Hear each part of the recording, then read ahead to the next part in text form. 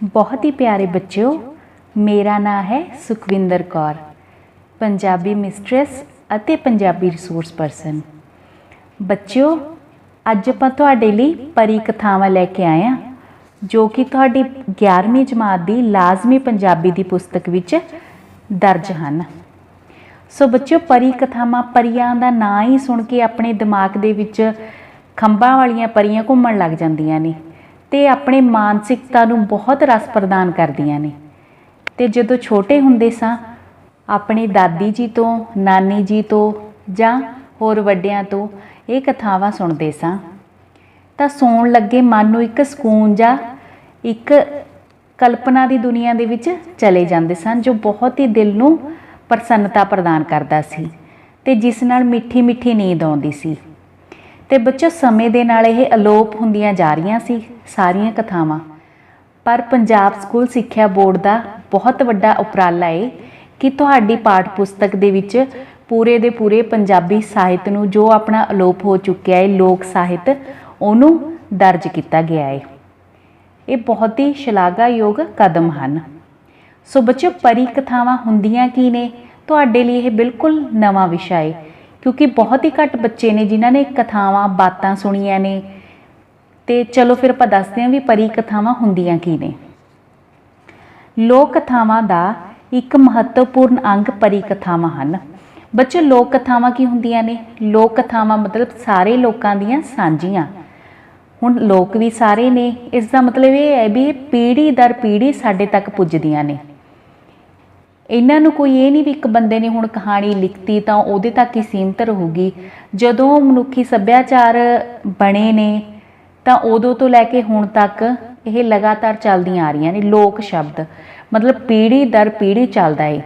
जिवें आपां कोई मौखिक भाषा दे विच आपां अपने वड्डिआं तो कुछ सिੱਖਿਆ है, आपां उन्हां नूं देखदे हां जिवें लोक नाच हो गए, गिद्धा भंगड़ा, उन्हां नूं आपां देखिआ उन्हां दे अनुसार ही आपां उस तरह करन लग जन्ने आ।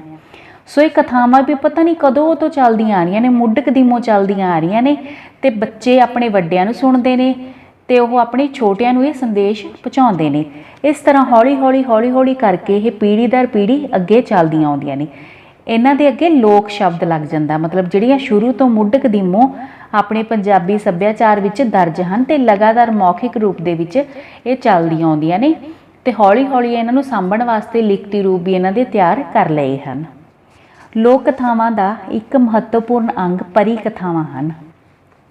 जिवें कि इन्हां दे नां तो ही संकेत मिलदा है, ये कहानियां परियां, शहजादियां आदि बारे हुंदियां हैं। इन्हां कहानियां विच एक कल्पना जगत उसारिया हुंदा है जो गल साडे जीवन विच असंभव जापदी है। परी कहानियां विच वो असंभव गल भी संभव हो जाती है। उदाहरण वजों एक परी अते शहजादा एक हंस उत्ते बैठ के पहाड़ां, दरियावां ते समुद्रां नूं पार कर लैंदे हन। ऐसे तरह कोई परी रूप वटा के रुख जां फुੱਲ बन जाती है। किसी कहानी विच किसी मनाही की उलंघना करन ते बंदे सैल पत्थर हो जाते हैं। सोने की चिड़ी बोलन लगती है। तोते मित्रां सहेलियां वांग भेत साझे करते हैं। इस तरह एक अनूठी ते अलौकिक दुनिया का रंग इन्हां कहानियां विच बज जाता है। कहानी रस इन्हां विच लोड़े दा हुंदा है। शायद तदे ही मनोरंजन इन्हां दा मुख उद्देश रहा है। पर विद्वानां नूं इन्हां कहानियां विच आत्म विश्वासां, रौ रीतियां अते अनेकां रूढ़ियां भी प्रकाशमान होईयां दिसदियां हन। परी कहानियां विच पात्र किसे तलाश विच तुरदे हन, मुश्किलां झੱਲਦੇ ਹਨ। फिर अजिहे संजोग अते मौका मेल हुंदे हन कि आशे की प्राप्ति हो जाती है। परी कहानियां दा अंत सुखावां हुंदा है। परी कहानियां मनुखी सुभाਅ दे अनेक पक्षां उत्ते चानणा पाउंदियां हन। इन्हां विच अपहुंच नूं प्राप्त किया जाता है। अणजाणे नूं साहस अते हिम्मत नाल जाण लिया जाता है। सो बच्चों, जिवें आपां देखिया भी की लिखिया गया है, उस सारे का निचोड़ जो सार यही है भी जो गल्लां नहीं हो सकदियां ਪਰੀ ਕਥਾਵਾਂ ਦੇ ਵਿੱਚੋਂ ਸੰਭਵ ਹੁੰਦੀਆਂ ਨੇ। ਪੰਛੀ ਬੋਲਦੇ ਨੇ, ਜਾਨਵਰ ਬੋਲਦੇ ਨੇ, ਤੇ ਜਹਾਜ਼ ਨਹੀਂ ਹੁੰਦੇ, ਪੰਛੀਆਂ ਦੇ ਉੱਪਰ ਬੈਠ ਕੇ ਪੂਰੀ ਦੁਨੀਆ ਦੀ ਸੈਰ ਕੀਤੀ ਜਾਂਦੀ ਹੈ। ਉਹ ਗੱਲਾਂ ਹੁੰਦੀਆਂ ਨੇ ਜੋ ਕਦੇ ਨਹੀਂ ਹੋ ਸਕਦੀਆਂ, ਪਰ ਉਹ ਪਰੀ ਕਥਾਵਾਂ ਦੇ ਵਿੱਚ ਸੰਭਵ ਹੁੰਦੀਆਂ ਨੇ। ਤੇ ਆਪਾਂ ਦੇਖਦੇ ਹਾਂ ਜੇ ਕੋਈ ਨਹੀਂ ਗੱਲ ਮੰਨਦਾ ਉਹ ਪੱਥਰ ਹੋ ਜਾਂਦਾ ਹੈ। ਇਸ ਤਰ੍ਹਾਂ ਇਹ ਕਹਾਣੀਆਂ ਚੱਲਦੀਆਂ ਨੇ ਤੇ ਆਪਣੀ ਆਤਮਾ ਨੂੰ, ਆਪਣੇ ਮਨ ਨੂੰ ਸ਼ਾਂਤੀ ਪ੍ਰਦਾਨ ਕਰਦੀਆਂ ਨੇ। ਸੋ ਬੱਚਿਓ, ਇਹਨਾਂ ਦਾ ਅੰਤ ਹਮੇਸ਼ਾ ਸੁਖਾਵਾਂ ਹੁੰਦਾ ਹੈ। ਮਤਲਬ ਦੁਖੀ ਅੰਤ ਨਾਲ ਨਹੀਂ ਆਪਾਂ ਚੱਲਦੇ, ਇਹਨਾਂ ਦੇ ਨਾਲ ਆਪਾਂ ਸੁਖੀ ਅੰਤ ਨਾਲ ਚੱਲਦੇ ਹਾਂ। ਇਸ ਤੋਂ ਅੱਗੇ ਪਰੀ ਕਹਾਣੀਆਂ ਵਿੱਚ ਪਰੀਆਂ ਜਾਂ ਸ਼ਹਿਜ਼ਾਦੀਆਂ ਇੰਨੀਆਂ ਸੋਹਣੀਆਂ ਤੇ ਮਾਸੂਮ ਹੁੰਦੀਆਂ ਹਨ ਜਿੰਨੀ ਕੁ ਅਸੀਂ ਕਲਪਨਾ ਕਰ ਸਕਦੇ ਹਾਂ। ਜਿਵੇਂ ਉਹਨਾਂ ਦੇ ਰਾਹ ਵਿਖੜੇ ਹੁੰਦੇ ਹਨ, ਤਿਵੇਂ ਉਹਨਾਂ ਦੀਆਂ ਪਰਾ ਸ਼ਕਤੀਆਂ ਜਾਂ ਸ਼ਹਿਜ਼ਾਦੇ ਦਾ ਸਾਹਸ, ਵੀਰਤਾ ਆਦਿ ਉਹਨਾਂ ਨੂੰ ਇਹ ਔਕੜਾਂ ਪਾਰ ਕਰਵਾ ਦਿੰਦੇ ਹਨ। ਸੋ ਬੱਚਿਓ, ਆਪਾਂ ਪੜਾਂਗੇ ਅੱਜ ਨੀਲ ਕਮਲ। ਇੱਕ ਸ਼ਹਿਰ ਵਿੱਚ ਇੱਕ ਸੌਦਾਗਰ ਅਤੇ ਉਸ ਦੀ ਪਤਨੀ ਰਹਿੰਦੇ ਸਨ। ਦੋਹਾਂ ਦਾ ਆਪਸ ਵਿੱਚ ਬੜਾ ਪਿਆਰ ਸੀ। ਇੱਕ ਵਾਰੀ ਜਦੋਂ ਸੌਦਾਗਰ ਵਪਾਰ ਕਰਨ ਲਈ ਚੱਲਿਆ ਤਾਂ ਉਸ ਦੀ ਪਤਨੀ ਨੇ ਕਿਹਾ, ਤੁਸੀਂ ਬਾਹਰ ਹੋਵੋਗੇ ਤਾਂ ਤੁਹਾਡੇ ਹਾਲ ਚਾਲ ਦਾ ਮੈਨੂੰ ਕਿਵੇਂ ਪਤਾ ਲੱਗੇਗਾ? ਸੌਦਾਗਰ ਨੇ ਆਪਣੀ ਪਤਨੀ ਨੂੰ ਇੱਕ ਛੁਰੀ ਦਿੰਦੇ ਹੋਏ ਕਿਹਾ, ਜਿੰਨਾ ਚਿਰ ਇਹ ਛੁਰੀ ਇੰਝ ਹੀ ਚਮਕਦੀ ਰਹੇਗੀ ਤਾਂ ਸਮਝ ਲੈਣਾ ਕਿ ਮੈਂ ਠੀਕ ਠਾਕ ਹਾਂ। ਜੇ ਛੁਰੀ ਦਾ ਰੰਗ ਕਾਲਾ ਪੈ ਜਾਵੇ ਤਾਂ ਸਮਝ ਲੈਣਾ ਕਿ ਮੈਂ ਬਿਮਾਰ ਹਾਂ। ਜੇ ਛੁਰੀ ਉੱਤੇ ਲਹੂ ਦੀਆਂ ਬੂੰਦਾਂ ਸਿਮਾਵਣ ਤਾਂ ਸਮਝ ਲੈਣਾ ਕਿ ਮੈਂ ਮਰ ਗਿਆ ਹਾਂ। ਫਿਰ ਸੌਦਾਗਰ ਆਪਣੀ ਪਤਨੀ ਨੂੰ ਕਹਿਣ ਲੱਗਾ, ਤੁਸੀਂ ਪਿੱਛੇ ਇਕੱਲੇ ਹੋਵੋਗੇ, ਤੁਹਾਡੀ ਸੁੱਖ ਸਾਂਦ ਬਾਰੇ ਮੈਨੂੰ ਕਿਵੇਂ ਪਤਾ ਲੱਗੇਗਾ? ਤਦ ਪਤਨੀ ਉਸੇ ਵੇਲੇ ਤਲਾਅ ਤੇ ਗਈ ਅਤੇ ਨੀਲੇ ਰੰਗ ਦਾ ਇੱਕ ਕਮਲ ਦਾ ਫੁੱਲ ਤੋੜ ਲਿਆਈ। ਉਸਨੇ ਇਹ ਫੁੱਲ ਇੱਕ ਕੁੱਜੇ ਵਿੱਚ ਪਾ ਕੇ ਸੌਦਾਗਰ ਨੂੰ ਦੇ ਦਿੱਤਾ ਅਤੇ ਕਿਹਾ, ਜਦੋਂ ਤੱਕ ਇਹ ਨੀਲ ਕਮਲ ਖਿੜਿਆ ਰਿਹਾ ਉਦੋਂ ਤੱਕ ਤੁਸੀਂ ਸਮਝਣਾ ਮੈਂ ਠੀਕ ਠਾਕ ਹਾਂ। ਜੇ ਇਹ ਮੁਰਝਾ ਗਿਆ ਤਾਂ ਸਮਝ ਲੈਣਾ ਮੈਂ ਮੁਸੀਬਤ ਵਿੱਚ ਹਾਂ। ਸੌਦਾਗਰ ਬਹੁਤ ਸਾਰੇ ਹੀਰੇ ਮੋਤੀ ਅਤੇ ਹੋਰ ਮਾਲ ਲੈ ਕੇ ਵਪਾਰ ਲਈ ਦੂਜੇ ਦੇਸ਼ ਚਲਾ ਗਿਆ। ਉਸਨੇ ਉੱਥੋਂ ਦੇ ਰਾਜੇ ਨੂੰ ਹੀਰੇ ਮੋਤੀ ਵੇਚੇ। ਜਦੋਂ ਰਾਜਾ ਹੀਰੇ ਮੋਤੀ ਵੇਖ ਰਿਹਾ ਸੀ ਤਾਂ ਉਸ ਦੀ ਨਜ਼ਰ ਨੀਲ ਕਮਲ ਉੱਤੇ ਪਈ, ਜੋ ਕਿ ਇੱਕ ਫੁੱਲ ਸੀ। ਉਹ ਫੁੱਲ ਬੜਾ ਖੂਬਸੂਰਤ ਅਤੇ ਤਾਜ਼ਾ ਸੀ। ਰਾਜਾ ਹੈਰਾਨ ਰਹਿ ਗਿਆ ਕਿ ਕਮਲ ਬਿਨਾਂ ਪਾਣੀ ਤੋਂ ਕੁੱਜੇ ਵਿੱਚ ਕਿਵੇਂ ਤਾਜ਼ਾ ਰਹਿ ਸਕਦਾ ਹੈ। ਉਸਨੇ ਸੌਦਾਗਰ ਨੂੰ ਇਸ ਬਾਰੇ ਪੁੱਛਿਆ ਤਾਂ ਸੌਦਾਗਰ ਨੇ ਨੀਲ ਕਮਲ ਦੀ ਖਾਸੀਅਤ ਅਤੇ ਆਪਣੀ ਪਤਨੀ ਦੀ ਸੂਝ ਤੇ ਪਰਸਪਰ ਪ੍ਰੇਮ ਬਾਰੇ ਦੱਸ ਦਿੱਤਾ। ਰਾਜੇ ਨੇ ਸੋਚਿਆ, ਸੌਦਾਗਰ ਦੀ ਪਤਨੀ ਬੜੀ ਸੁੰਦਰ ਅਤੇ ਗੁਣਵਾਨ ਇਸਤਰੀ ਹੋਵੇਗੀ, ਜਿਸ ਦੀ ਸ਼ਕਤੀ ਸਦਕਾ ਕਮਲ ਦੀ ਸੁੰਦਰਤਾ ਤੇ ਤਾਜ਼ਗੀ ਲਗਾਤਾਰ ਕਾਇਮ ਹੈ। ਰਾਜੇ ਦੇ ਮਨ ਵਿੱਚ ਸੌਦਾਗਰ ਦੀ ਪਤਨੀ ਨੂੰ ਮਿਲ ਕੇ ਵੇਖਣ ਦੀ ਇੱਛਾ ਜਾਗ ਪਈ। ਉਸਨੇ ਆਪਣੇ ਮਨ ਦੀ ਹਸਰਤ ਆਪਣੇ ਵਜ਼ੀਰ ਨੂੰ ਦੱਸੀ। ਵਜ਼ੀਰ ਰਾਜੇ ਦੀ ਇੱਛਾ ਪੂਰੀ ਕਰਨ ਲਈ ਕੋਈ ਉਪਾਅ ਸੋਚਣ ਲੱਗਾ। ਅਖੀਰ ਸੋਚ ਕੇ ਉਸਨੇ ਦੋ ਚਾਲਾਂ ਚੱਲੀਆਂ। ਇੱਕ ਤਾਂ ਉਸਨੇ ਸੌਦਾਗਰ ਨੂੰ ਹੋਰ 6 ਮਹੀਨੇ ਲਈ ਆਪਣੇ ਰਾਜ ਵਿੱਚ ਠਹਿਰਨ ਲਈ ਮਜਬੂਰ ਕਰ ਲਿਆ। ਦੂਜਾ, ਉਸਨੇ 2 ਫਫੇ ਕੁੱਟਣੀਆਂ ਮੰਗਵਾਈਆਂ। ਫਫੇ ਕੁੱਟਣੀਆਂ ਕਹਿਣ ਲੱਗੀਆਂ ਕਿ ਉਹ ਸੌਦਾਗਰ ਦੀ ਪਤਨੀ ਨੂੰ ਇੱਥੇ ਹੀ ਲੈ ਆਉਣਗੀਆਂ। ਉਹਨਾਂ ਕੋਲ ਤਾਂ ਅਸਮਾਨ ਦੇ ਤਾਰੇ ਤੋੜਨ ਦੀ ਵੀ ਸ਼ਕਤੀ ਹੈ। ਉਹਨਾਂ ਦੋਹਾਂ ਫਫੇ ਕੁੱਟਣੀਆਂ ਨੇ ਯੋਜਨਾ ਮੁਤਾਬਕ ਗੇਰੂਏ ਰੰਗ ਦੇ ਕੱਪੜੇ ਪਾਏ ਤੇ ਸੌਦਾਗਰ ਦੇ ਸ਼ਹਿਰ ਵੱਲ ਤੁਰ ਪਈਆਂ।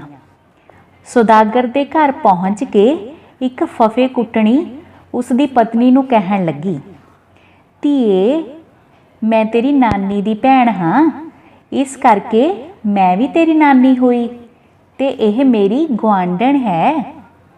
ਉਸਨੇ ਦੂਜੀ ਫਫੇ ਕੁੱਟਣੀ ਵੱਲ ਇਸ਼ਾਰਾ ਕਰਦਿਆਂ ਕਿਹਾ। ਸੌਦਾਗਰ ਦੀ ਪਤਨੀ ਬੜੀ ਸਿਆਣੀ ਸੀ। ਉਸਨੇ ਕਿਹਾ, ਮੈਂ ਤਾਂ ਤੁਹਾਨੂੰ ਕਦੀ ਵੇਖਿਆ ਨਹੀਂ। ਫਫੇ ਕੁੱਟਣੀ ਬੋਲੀ, ਧੀਏ, ਤੂੰ ਉਦੋਂ ਬਹੁਤ ਛੋਟੀ ਸੀ ਜਦੋਂ ਅਸੀਂ ਤੀਰਥਾਂ ਤੇ ਚਲੀਆਂ ਗਈਆਂ ਸੀ, ਪਰ ਤੁਸੀਂ ਮੈਨੂੰ ਇੰਨੀ ਛੇਤੀ ਕਿਵੇਂ ਪਛਾਣ ਲਿਆ?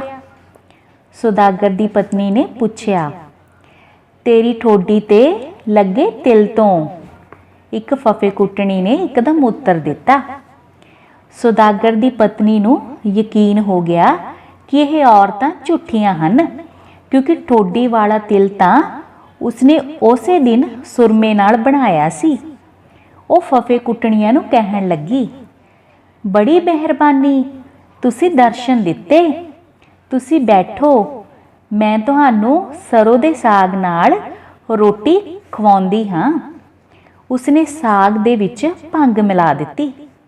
ਜਦੋਂ ਫਫੇਕੁੱਟਣੀਆਂ ਰੋਟੀ ਖਾ ਰਹੀਆਂ ਸਨ ਤਾਂ ਉਹਨਾਂ ਨੂੰ ਭੰਗ ਦਾ ਨਸ਼ਾ ਚੜ੍ਹਨਾ ਸ਼ੁਰੂ ਹੋ ਗਿਆ। ਉਹ ਉੱਚੀ ਉੱਚੀ ਗੱਲਾਂ ਕਰਨ ਲੱਗ ਪਈਆਂ।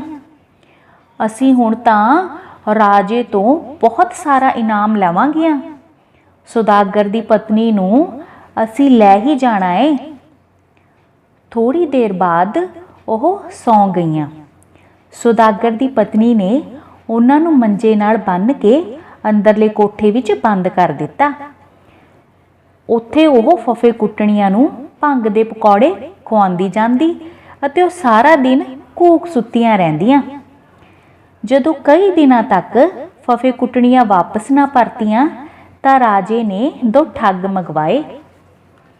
ਉਹਨਾਂ ਨੂੰ ਸਾਰੀ ਗੱਲ ਦੱਸੀ। ਠੱਗਾਂ ਨੇ ਕਿਹਾ, ਲੋ, ਉਸ ਔਰਤ ਨੂੰ ਇੱਥੇ ਲਿਆਉਣਾ ਕਿਹੜਾ ਔਖੀ ਗੱਲ ਹੈ। ਸਾਡੇ ਅੱਗੇ ਤਾਂ ਵੱਡੇ ਵੱਡੇ ਪਾਣੀ ਭਰਦੇ ਹਨ। ਉਹ ਦੋਵੇਂ ਠੱਗ ਸੁਦਾਗਰਾਂ ਦਾ ਭੇਸ ਧਾਰ ਕੇ ਸੁਦਾਗਰ ਦੀ ਪਤਨੀ ਕੋਲ ਪਹੁੰਚੇ। ਉਹਨਾਂ ਨੇ ਜਾ ਕੇ ਸੁਦਾਗਰ ਦੀ ਪਤਨੀ ਨੂੰ ਕਿਹਾ ਕਿ ਉਸ ਦਾ ਪਤੀ ਬਿਮਾਰ ਹੈ, ਉਹ ਮੰਜੇ ਤੋਂ ਉੱਠ ਨਹੀਂ ਸਕਦਾ। ਉਹ ਤੁਹਾਨੂੰ ਮਿਲਣ ਲਈ ਤਰਸ ਰਿਹਾ ਹੈ। ਸੁਦਾਗਰ ਦੀ ਪਤਨੀ ਉਸੇ ਵੇਲੇ ਅੰਦਰ ਗਈ ਅਤੇ ਸੰਦੂਕੜੀ ਵਿੱਚੋਂ ਛੁਰੀ ਕੱਢ ਕੇ ਵੇਖਣ ਲੱਗੀ। ਛੁਰੀ ਪੂਰੀ ਤਰ੍ਹਾਂ ਚਮਕ ਰਹੀ ਸੀ। ਉਹ ਤਾੜ ਗਈ ਸੀ ਕਿ ਉਹ ਦੋਵੇਂ ਬੰਦੇ ਠੱਗ ਹਨ। ਉਸਨੇ ਬਾਹਰ ਆ ਕੇ ਠੱਗਾਂ ਨੂੰ ਕਿਹਾ, ਤੁਸੀਂ ਥੱਕੇ ਆਇਓ, ਤੁਸੀਂ ਕੁਝ ਖਾ ਪੀ ਲਓ, ਨਾਲੇ ਮੈਂ ਵੀ ਤਿਆਰ ਹੋ ਜਾਂਦੀ ਹਾਂ। ਉਸਨੇ ਠੱਗਾਂ ਨੂੰ ਖਾਣੇ ਨਾਲ ਭੰਗ ਦੇ ਪਕੌੜੇ ਖਵਾ ਦਿੱਤੇ। ਠੱਗ ਪਕੌੜੇ ਖਾ ਕੇ ਊਲ ਜਲੂਲ ਬੋਲਣ ਲੱਗ ਪਏ। ਸੁਦਾਗਰ ਦੀ ਪਤਨੀ ਨੇ ਉਹਨਾਂ ਨੂੰ ਦੂਸਰੀ ਕੋਠੜੀ ਵਿੱਚ ਡੱਕ ਦਿੱਤਾ। ਉਹ ਉਹਨਾਂ ਨੂੰ ਵੀ ਭੰਗ ਦੇ ਪਕੌੜੇ ਖਵਾਉਂਦੀ ਰਹਿੰਦੀ ਤੇ ਉਹ ਸਾਰਾ ਦਿਨ ਉਂਘਦੇ ਰਹਿੰਦੇ। ਇਸ ਤਰ੍ਹਾਂ ਕਈ ਦਿਨ ਲੰਘ ਗਏ। ਰਾਜੇ ਨੇ ਵਜ਼ੀਰ ਨੂੰ ਬੁਲਾ ਕੇ ਕਿਹਾ, ਜਾਪਦਾ ਹੈ ਕਿ ਠੱਗ ਵੀ ਆਪਣੇ ਮੰਤਵ ਵਿੱਚ ਕਾਮਯਾਬ ਨਹੀਂ ਹੋਏ। ਹੁਣ ਆਪਾਂ ਦੋਵੇਂ ਚੱਲੀਏ। ਤਦ ਰਾਜਾ ਅਤੇ ਵਜ਼ੀਰ ਸੁਦਾਗਰ ਦੀ ਪਤਨੀ ਦੇ ਬੂਹੇ ਤੇ ਪਹੁੰਚ ਗਏ। ਉਹਨਾਂ ਨੇ ਦਰਵਾਜ਼ਾ ਖੜਕਾਇਆ ਤਾਂ ਸੁਦਾਗਰ ਦੀ ਪਤਨੀ ਬਾਹਰ ਆਈ। ਵਜ਼ੀਰ ਨੇ ਕਿਹਾ ਕਿ ਉਹਨਾਂ ਨੇ ਸੁਦਾਗਰ ਦੀ ਪਤਨੀ ਨੂੰ ਮਿਲਣਾ ਹੈ। ਸੁਦਾਗਰ ਦੀ ਪਤਨੀ ਕੁਝ ਸੋਚ ਕੇ ਕਹਿਣ ਲੱਗੀ, ਮੈਂ ਤਾਂ ਉਹਨਾਂ ਦੀ ਦਾਸੀ ਹਾਂ। ਤੁਸੀਂ ਪਹਿਲਾਂ ਬੈਠੋ ਅਤੇ ਭੋਜਨ ਛਕੋ, ਫਿਰ ਤੁਸੀਂ ਮਾਲਕਣ ਨੂੰ ਵੀ ਮਿਲ ਲੈਣਾ। ਇਸ ਪਿੱਛੋਂ ਉਹ ਉਹਨਾਂ ਨੂੰ ਰੋਟੀ ਖਵਾਉਣ ਲੱਗੀ। ਜਦੋਂ ਪਾਣੀ, ਸਬਜ਼ੀ ਜਾਂ ਰੋਟੀ ਲੈ ਕੇ ਆਉਂਦੀ ਤਾਂ ਭੇਸ ਵਟਾ ਕੇ ਆਉਂਦੀ। ਰਾਜਾ ਤੇ ਵਜ਼ੀਰ ਇਹੀ ਸਮਝੀ ਗਏ ਕਿ ਸੁਦਾਗਰ ਦੀ ਪਤਨੀ ਦੀਆਂ ਵੱਖ-ਵੱਖ ਦਾਸੀਆਂ ਹਨ ਅਤੇ ਇਹਨਾਂ ਦੀਆਂ ਸ਼ਕਲਾਂ ਆਪੋ ਵਿੱਚ ਮਿਲਦੀਆਂ ਹਨ। ਜਦੋਂ ਸੁਦਾਗਰ ਦੀ ਪਤਨੀ ਦਾਸੀ ਦੇ ਰੂਪ ਵਿੱਚ ਤੀਜੀ ਵਾਰੀ ਆਈ ਤਾਂ ਵਜ਼ੀਰ ਨੇ ਪੁੱਛ ਹੀ ਲਿਆ, ਤੁਹਾਡੀਆਂ ਸਾਰੀਆਂ ਦੀਆਂ ਸ਼ਕਲਾਂ ਬਹੁਤ ਮਿਲਦੀਆਂ ਹਨ। ਸੁਦਾਗਰ ਦੀ ਪਤਨੀ ਕਹਿਣ ਲੱਗੀ, ਅਸੀਂ ਤਿੰਨੇ ਭੈਣਾਂ ਸੁਦਾਗਰ ਦੀ ਪਤਨੀ ਦੀਆਂ ਦਾਸੀਆਂ ਹਾਂ। ਵਜ਼ੀਰ ਕਹਿਣ ਲੱਗਾ, ਜੇ ਤੂੰ ਸਾਡਾ ਇੱਕ ਕੰਮ ਕਰਵਾ ਦੇਵੇਂ ਤਾਂ ਤੈਨੂੰ ਬਹੁਤ ਸਾਰਾ ਇਨਾਮ ਦੇਵਾਂਗੇ। ਉੱਤੋਂ ਉੱਤੋਂ ਖੁਸ਼ ਲੱਗਦੀ ਸੁਦਾਗਰ ਦੀ ਪਤਨੀ ਨੇ ਕਿਹਾ, ਹੁਕਮ ਕਰੋ। ਰਾਜੇ ਨੇ ਕਿਹਾ, ਮੈਂ ਸੁਦਾਗਰ ਦੀ ਪਤਨੀ ਨੂੰ ਆਪਣੇ ਮਹਿਲਾਂ ਵਿੱਚ ਲੈ ਜਾਣਾ ਚਾਹੁੰਦਾ ਹਾਂ। ਦਾਸੀ ਦੇ ਰੂਪ ਵਿੱਚ ਸੁਦਾਗਰ ਦੀ ਪਤਨੀ ਕਹਿਣ ਲੱਗੀ, ਇਹ ਕੋਈ ਮੁਸ਼ਕਿਲ ਗੱਲ ਨਹੀਂ। ਤੁਸੀਂ ਇੱਕ ਵੱਡਾ ਸਾਰਾ ਡੋਲਾ ਤਿਆਰ ਕਰੋ ਜਿਸ ਵਿੱਚ ਸਾਡੀ ਮਾਲਕਨ ਅਤੇ ਤਿੰਨੇ ਗੋਲੀਆਂ ਬੈਠ ਸਕੀਏ। ਪਰ ਸ਼ਰਤ ਇਹ ਹੈ ਕਿ ਤੁਸੀਂ ਰਾਹ ਵਿੱਚ ਡੋਲਾ ਨਾ ਰੋਕਣਾ, ਨਾ ਹੀ ਸਾਡੀ ਮਾਲਕਨ ਨੂੰ ਬੁਲਾਉਣਾ ਹੈ। ਬਸ ਡੋਲਾ ਮਹਿਲਾਂ ਵਿੱਚ ਜਾ ਕੇ ਹੀ ਖੋਲ੍ਹਣਾ। ਮੈਂ ਸੁਦਾਗਰ ਦੀ ਪਤਨੀ ਨੂੰ ਕਿਵੇਂ ਨਾ ਕਿਵੇਂ ਤਿਆਰ ਕਰਦੀ ਹਾਂ। ਇਹ ਕਹਿ ਕੇ ਉਹ ਅੰਦਰ ਚਲੀ ਗਈ। ਵਜ਼ੀਰ ਨੇ ਡੋਲਾ ਤਿਆਰ ਕਰਵਾ ਕੇ ਲੈ ਆਂਦਾ। ਦਾਸੀ ਬਣੀ ਸੁਦਾਗਰ ਦੀ ਪਤਨੀ ਨੇ ਡੋਲਾ ਵਿਹੜੇ ਵਿੱਚ ਰਖਵਾ ਕੇ ਵਜ਼ੀਰ ਅਤੇ ਰਾਜੇ ਨੂੰ ਵਿਹੜੇ ਤੋਂ ਬਾਹਰ ਭੇਜ ਦਿੱਤਾ। ਤਦ ਉਸਨੇ ਦੋਹਾਂ ਫਫੇ ਕੁੱਟਣੀਆਂ ਅਤੇ ਦੋਹਾਂ ਠੱਗਾਂ ਨੂੰ ਭੰਗ ਦੇ ਨਸ਼ੇ ਨਾਲ ਬੇਹੋਸ਼ ਕਰਕੇ ਉਹਨਾਂ ਦੇ ਸਿਰ ਮੂੰਹ ਮੁੰਨ ਕੇ ਅਤੇ ਕਾਲਖ ਮਲ ਕੇ ਡੋਲੇ ਵਿੱਚ ਸੁੱਟ ਦਿੱਤਾ। ਉਹਨਾਂ ਦੇ ਮੂੰਹ ਬੰਨ੍ਹ ਕੇ ਹੱਥ ਪੈਰ ਨੋੜ ਦਿੱਤੇ ਅਤੇ ਡੋਲੇ ਨੂੰ ਚੰਗੀ ਤਰ੍ਹਾਂ ਬੰਦ ਕਰ ਦਿੱਤਾ। ਫਿਰ ਦਾਸੀ ਬਣੀ ਸੁਦਾਗਰ ਦੀ ਪਤਨੀ ਨੇ ਬਾਹਰ ਆ ਕੇ ਰਾਜੇ ਤੇ ਵਜ਼ੀਰ ਨੂੰ ਕਿਹਾ, ਅਸੀਂ ਸਾਰੀਆਂ ਡੋਲੇ ਵਿੱਚ ਬੈਠਣ ਲੱਗੀਆਂ ਹਾਂ, ਤੁਸੀਂ ਕੁਹਾਰ ਬੁਲਵਾ ਕੇ ਡੋਲਾ ਲੈ ਚੱਲੋ। ਆਪ ਉਹ ਮੁੜ ਆਪਣੇ ਕਮਰੇ ਅੰਦਰ ਆ ਗਈ। ਰਾਜਾ ਅਤੇ ਵਜ਼ੀਰ ਬੜੇ ਖੁਸ਼ ਸਨ। ਉਹ ਕਾਲੀ ਕਾਲੀ ਡੋਲੇ ਨੂੰ ਲੈ ਕੇ ਮਹਿਲਾਂ ਵਿੱਚ ਆ ਗਏ। ਜਦੋਂ ਉਹਨਾਂ ਨੇ ਡੋਲਾ ਖੋਲ੍ਹਿਆ ਤਾਂ ਉਹ ਹੱਥ ਮਲਦੇ ਰਹਿ ਗਏ। ਡੋਲੇ ਵਿੱਚ ਤਾਂ ਫਫੇ ਕੁੱਟਣੀਆਂ ਤੇ ਠੱਗ ਸਨ। ਰਾਜੇ ਨੂੰ ਬੜਾ ਗੁੱਸਾ ਆਇਆ, ਪਰ ਉਹ ਕੀ ਕਰ ਸਕਦਾ ਸੀ। ਅਖੀਰ ਵਜ਼ੀਰ ਨੇ ਇੱਕ ਹੋਰ ਚਾਲ ਚੱਲੀ। ਉਸਨੇ ਰਾਜੇ ਨਾਲ ਸਲਾਹ ਕਰਕੇ ਸੁਦਾਗਰ ਨੂੰ ਬੁਲਾਇਆ ਤੇ ਕਿਹਾ, ਰਾਜਾ ਤੇਥੋਂ ਬਹੁਤ ਖੁਸ਼ ਹੈ। ਉਹ ਤੈਨੂੰ ਆਪਣਾ ਮੰਤਰੀ ਬਣਾਉਣਾ ਚਾਹੁੰਦਾ ਹੈ। ਸੁਦਾਗਰ ਬੜਾ ਪ੍ਰਸੰਨ ਹੋਇਆ। ਤਦ ਵਜ਼ੀਰ ਨੇ ਸੁਦਾਗਰ ਨੂੰ ਕਿਹਾ, ਮੰਤਰੀ ਬਣ ਕੇ ਤੂੰ ਹੁਣ ਇੱਥੇ ਹੀ ਰਹਿਣਾ ਹੈ। ਇਸੇ ਲਈ ਤੂੰ ਆਪਣੀ ਪਤਨੀ ਨੂੰ ਵੀ ਇੱਥੇ ਹੀ ਲੈ ਆ। ਸੁਦਾਗਰ ਉਸੇ ਵੇਲੇ ਆਪਣੀ ਪਤਨੀ ਕੋਲ ਗਿਆ ਤੇ ਉਸਨੇ ਆਪਣੇ ਮੰਤਰੀ ਬਣਾਏ ਜਾਣ ਦੀ ਗੱਲ ਦੱਸੀ। ਨਾਲ ਹੀ ਰਾਜਧਾਨੀ ਵਿੱਚ ਜਾ ਕੇ ਰਹਿਣ ਦੀ ਵੀ ਗੱਲ ਕੀਤੀ। ਉਸ ਦੀ ਪਤਨੀ ਨੇ ਕਿਹਾ ਕਿ ਇਸ ਵਿੱਚ ਵੀ ਰਾਜੇ ਦੀ ਕੋਈ ਚਾਲ ਹੈ, ਪਰ ਸੁਦਾਗਰ ਦੇ ਸਿਰ ਤੇ ਤਾਂ ਮੰਤਰੀ ਬਣਨ ਦਾ ਭੂਤ ਸਵਾਰ ਸੀ। ਉਸਨੇ ਆਪਣੀ ਪਤਨੀ ਦੀ ਇੱਕ ਨਾ ਮੰਨੀ ਤੇ ਉਹ ਉਸਨੂੰ ਲੈ ਕੇ ਰਾਜੇ ਦੇ ਸ਼ਹਿਰ ਆ ਗਿਆ। ਰਾਜੇ ਨੇ ਸੁਦਾਗਰ ਨੂੰ ਮਹਿਲਾਂ ਦੇ ਨੇੜੇ ਹੀ ਇੱਕ ਹਵੇਲੀ ਦੇ ਦਿੱਤੀ। ਸੁਦਾਗਰ ਅਤੇ ਉਸ ਦੀ ਪਤਨੀ ਉੱਥੇ ਰਹਿਣ ਲੱਗੇ। ਕੁਝ ਦਿਨ ਹੀ ਬੀਤੇ ਸਨ ਕਿ ਰਾਜੇ ਨੇ ਵਜ਼ੀਰ ਨੂੰ ਕਿਹਾ ਕਿ ਉਹ ਸੁਦਾਗਰ ਦੀ ਪਤਨੀ ਨੂੰ ਮਿਲਣ ਦੀ ਕੋਈ ਵਿਧ ਬਣਾਏ। ਵਜ਼ੀਰ ਨੇ ਸੁਦਾਗਰ ਨੂੰ ਬੁਲਾ ਕੇ ਕਿਹਾ ਕਿ ਰਾਜੇ ਨੂੰ ਇੱਕ ਚੀਜ਼ ਜਿਸ ਦਾ ਨਾਂ ਕੁਝ ਹੈ ਦੀ ਸਖਤ ਲੋੜ ਹੈ। ਉਹ ਉਸ ਚੀਜ਼ ਨੂੰ ਕਿਤੋਂ ਲੈ ਆਵੇ। ਸੁਦਾਗਰ ਬੜੇ ਭਰੋਸੇ ਨਾਲ ਕਹਿਣ ਲੱਗਿਆ ਕਿ ਉਹ ਛੇਤੀ ਹੀ ਇਹ ਵਸਤੂ ਵੀ ਲੈ ਆਵੇਗਾ, ਪਰ ਅਸਲ ਵਿੱਚ ਉਸ ਨੂੰ ਇਸ ਵਸਤੂ ਦੀ ਕੋਈ ਸਮਝ ਨਹੀਂ ਸੀ ਪਈ।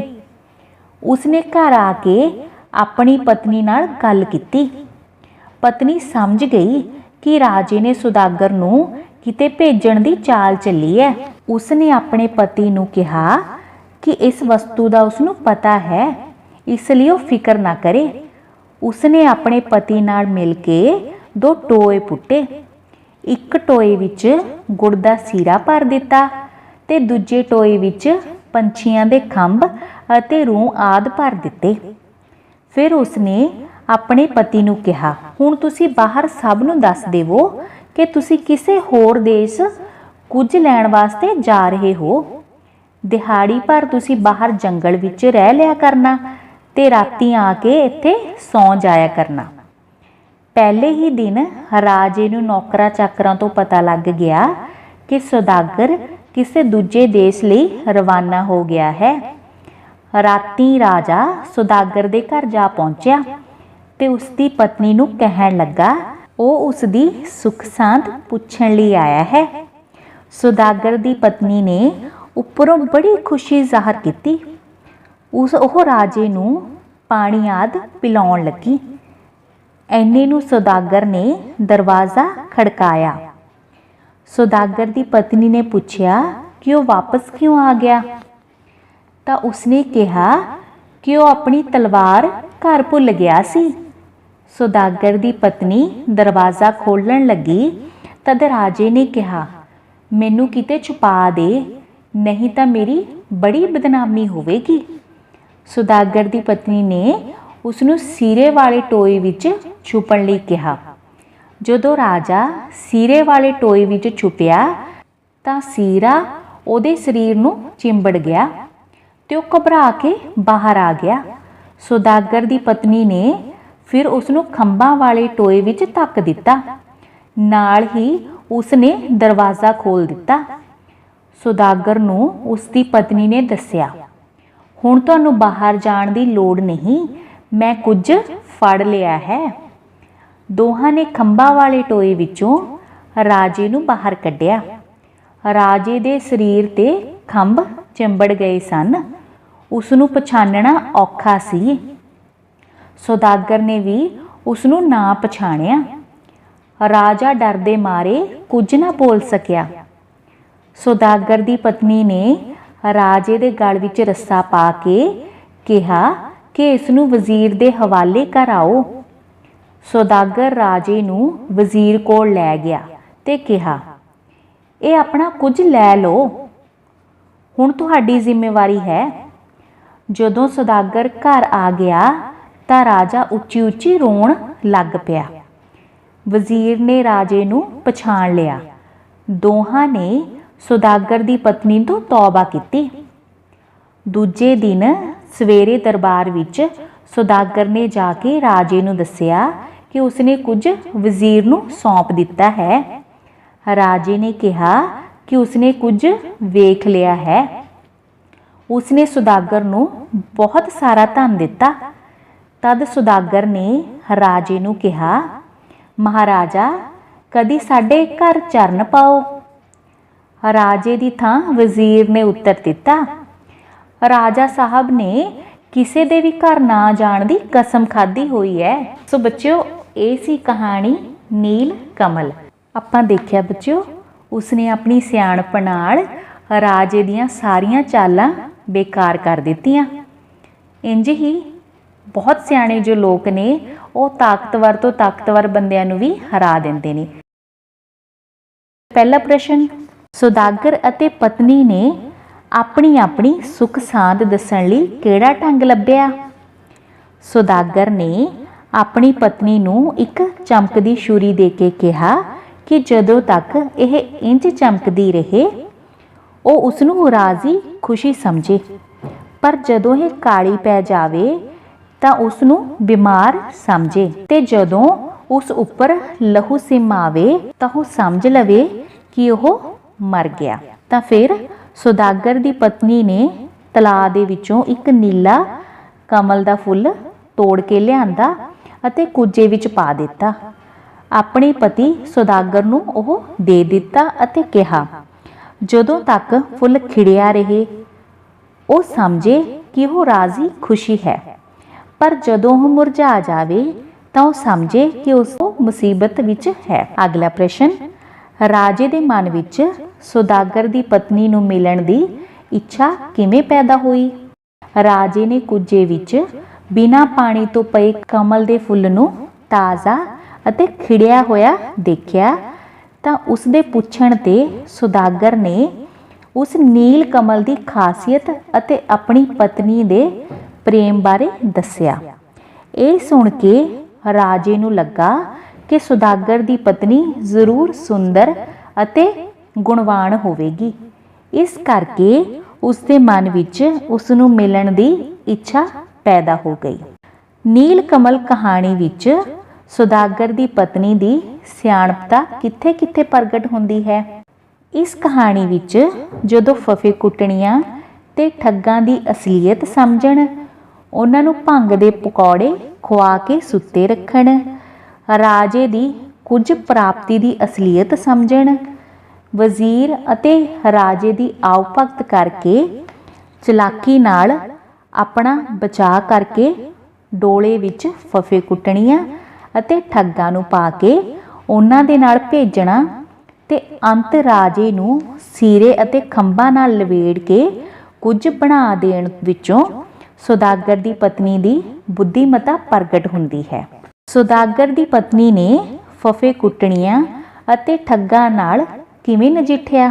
ਸੌਦਾਗਰ ਦੀ ਪਤਨੀ ਨੇ ਫਫੇ ਕੁੱਟਣੀਆਂ ਅਤੇ ਠੱਗਾਂ ਨੂੰ ਭੰਗ ਦੇ ਪਕੌੜੇ ਖਵਾ ਕੇ ਸੁਲਾ ਕੇ ਰੱਖਿਆ ਤੇ ਫਿਰ ਉਹਨਾਂ ਨੂੰ ਰਾਜੇ ਦੇ ਡੋਲੇ ਵਿੱਚ ਪਾ ਕੇ ਵਾਪਸ ਉੱਥੇ ਪਹੁੰਚਾ ਦਿੱਤਾ ਜਿੱਥੋਂ ਉਹ ਆਏ ਸਨ ਜਾਂ ਆਈਆਂ ਸਨ।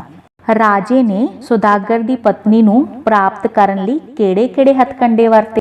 ਰਾਜੇ ਨੇ ਸੌਦਾਗਰ ਦੀ ਪਤਨੀ ਨੂੰ ਪ੍ਰਾਪਤ ਕਰਨ ਲਈ ਫਫੇ ਕੁੱਟਣੀਆਂ ਤੇ ਫਿਰ ਠੱਗਾਂ ਨੂੰ ਭੇਜਿਆ, ਪਰ ਜਦੋਂ ਵਾਪਸ ਨਾ ਪਰਤੇ ਤਾਂ ਉਹ ਆਪਣੇ ਵਜ਼ੀਰ ਨੂੰ ਨਾਲ ਲੈ ਕੇ ਸੌਦਾਗਰ ਦੇ ਘਰ ਜਾ ਕੇ ਉਸ ਦੀ ਪਤਨੀ ਨੂੰ ਮਿਲਿਆ ਤੇ ਉਸ ਦੀ ਚਲਾਕੀ ਨੂੰ ਨਾ ਸਮਝਦਿਆਂ ਉਸ ਦੀ ਦਾਸੀ ਨਾਲ ਗੱਲਬਾਤ ਕਰਕੇ ਮੂੰਹ ਦੀ ਖਾਧੀ। ਅੰਤ ਉਸਨੇ ਸੌਦਾਗਰ ਨੂੰ ਮੰਤਰੀ ਬਣਾ ਕੇ ਉਸ ਦੀ ਪਤਨੀ ਨੂੰ ਆਪਣੇ ਸ਼ਹਿਰ ਮੰਗਵਾ ਲਿਆ। ਫਿਰ ਉਸਨੇ ਵਜ਼ੀਰ ਰਾਹੀਂ ਸੌਦਾਗਰ ਨੂੰ ਕੁਝ ਲੈਣ ਲਈ ਕਿਤੇ ਬਾਹਰ ਭੇਜਣ ਦੀ ਚਾਲ ਚੱਲੀ, ਪਰ ਸੌਦਾਗਰ ਦੀ ਪਤਨੀ ਦੀ ਸਿਆਣਪ ਨੇ ਉਸ ਦੀ ਇੱਕ ਨਾ ਚੱਲਣ ਦਿੱਤੀ। ਅਗਲਾ ਪ੍ਰਸ਼ਨ ਬੱਚੋ, ਵਜ਼ੀਰ ਨੇ ਕਿਹਾ ਰਾਜਾ ਸਾਹਿਬ ਨੇ ਕਿਸੇ ਦੇ ਘਰ ਨਾ ਜਾਣ ਦੀ ਕਸਮ ਖਾਧੀ ਹੋਈ ਹੈ। ਨੀਲ ਕਮਲ ਕਹਾਣੀ ਦੇ ਪ੍ਰਸੰਗ ਵਿੱਚ ਇਸ ਕਥਨ ਦਾ ਕੀ ਅਰਥ ਹੈ?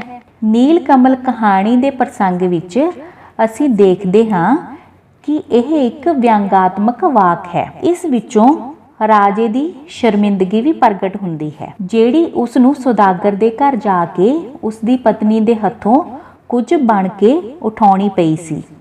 ਇਸ ਤਰ੍ਹਾਂ ਇਸ ਵਾਕ ਦਾ ਅਰਥ ਇਹ ਸੀ ਕਿ ਰਾਜਾ ਉਸ ਦੀ ਪਤਨੀ ਦੇ ਹੱਥੋਂ ਹੋਈ ਬੇਇੱਜ਼ਤੀ ਕਾਰਨ ਬੁਰੀ ਤਰ੍ਹਾਂ ਠਿੱਠ ਹੋਏ ਪਏ ਸਨ। ਇਹ ਵਿਅੰਗ ਸੀ ਬੱਚਿਓ। ਸੋ ਬੱਚਿਓ ਇਹ ਸੀ ਇਸ ਦੇ ਪ੍ਰਸ਼ਨ ਉੱਤਰ। ਚਲੋ ਫਿਰ ਆਪਾਂ ਬਹੁਤ ਹੀ ਸੰਖੇਪ ਉੱਤਰਾਂ ਵਾਲੇ ਪ੍ਰਸ਼ਨ ਤੁਹਾਡੇ ਨਾਲ ਸਾਂਝੇ ਕਰਦੇ ਹਾਂ। ਪਹਿਲਾ ਪ੍ਰਸ਼ਨ, ਨੀਲ ਕਮਲ ਲੋਕ ਕਥਾ ਕਿਹੜੀ ਵੰਨਗੀ ਦੀ ਹੈ? ਪਰੀ ਕਥਾ ਹੈ। ਨੀਲ ਕਮਲ ਕਹਾਣੀ ਦੇ ਦੋ ਮੁੱਖ ਪਾਤਰਾਂ ਦੇ ਨਾਂ ਦੱਸੋ, ਸੌਦਾਗਰ ਅਤੇ ਉਸ ਦੀ ਪਤਨੀ। ਜੇ ਪੂਰੇ ਪਾਤਰ ਆ ਜਾਣ ਵੀ ਪਾਤਰਾਂ ਦੇ ਨਾਂ ਦੱਸੋ ਹਨਾ, ਤਾਂ ਆਪਾਂ ਕਹਾਂਗੇ ਸੌਦਾਗਰ ਤੇ ਉਸ ਦੀ ਪਤਨੀ, ਰਾਜਾ, ਵਜ਼ੀਰ, ਫਫੇ ਕੁੱਟਣੀਆਂ ਤੇ ਠੱਗ। ਨਾ ਸੌਦਾਗਰ ਨੇ ਆਪਣੀ ਪਤਨੀ ਨੂੰ ਕੀ ਦਿੱਤਾ? ਇੱਕ ਚਮਕਦੀ ਛੁਰੀ। ਪਤਨੀ ਨੇ ਸੌਦਾਗਰ ਨੂੰ ਕੀ ਦਿੱਤਾ? ਕੀ ਦਿੱਤਾ? ਨੀਲ ਕਮਲ। ਸੌਦਾਗਰ ਨੇ ਰਾਜੇ ਕੋਲ ਕੀ ਵੇਚਿਆ? ਹੀਰੇ ਮੋਤੀ।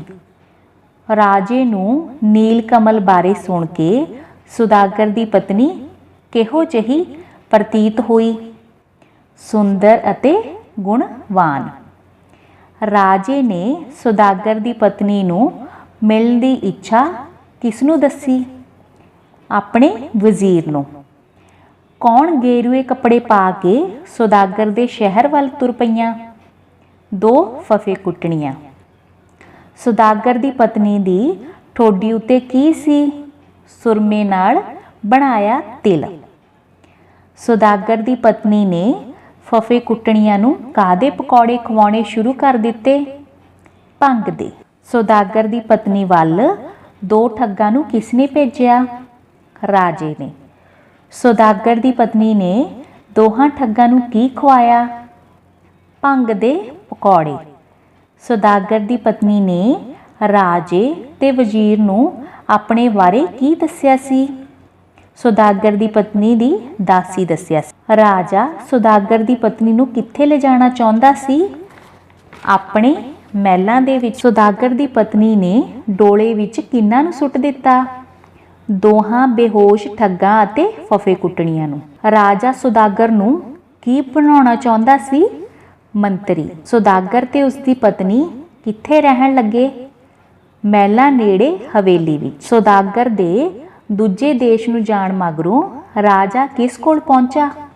ਸੌਦਾਗਰ ਦੀ ਪਤਨੀ ਦੇ ਕੋਲ। ਸੌਦਾਗਰ ਦੀ ਪਤਨੀ ਨੇ ਆਪਣੀ ਸੂਝ-ਬੂਝ ਨਾਲ ਕਿਹੜਾ ਕੁਝ ਫੜਿਆ ਸੀ? ਉਹ ਰਾਜਾ ਹੀ। ਸੌਦਾਗਰ ਦੀ ਪਤਨੀ ਤੋਂ ਕਿਹਨਾਂ ਨੇ ਤੌਬਾ ਕੀਤੀ?